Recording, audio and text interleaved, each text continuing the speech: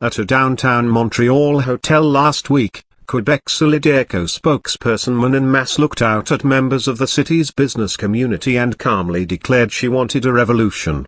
Across Canada, many political parties at the provincial and federal level have less than mainstream views.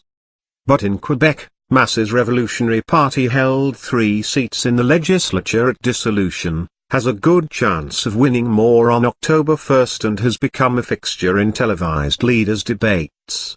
In a campaign where sovereignty is not a defining issue, the prominence of Quebec Solidaire is just one example of how the election remains a distinctly Quebec affair.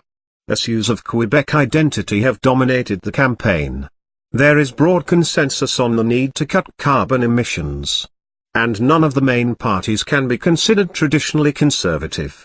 Masse's September 19 speech was the first time a Quebec Solidaire leader had been invited to address the Montreal Board of Trade, the embodiment of the capitalism her party pledges to leave behind. Board President Michel Leblanc got right to the point, asking her if her party is socialist revolutionary. Revolutionary, certainly, Masse responded. She balked at the socialist label.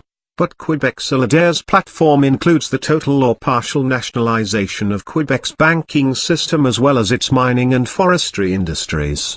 Its financial plan seeks to collect almost $13 billion more a year from the super-rich and large corporations. Even its leadership structure diverges from politics as usual. There are no leaders in Quebec Solidaire. Rather, the party has 1 female and 1 male spokesperson.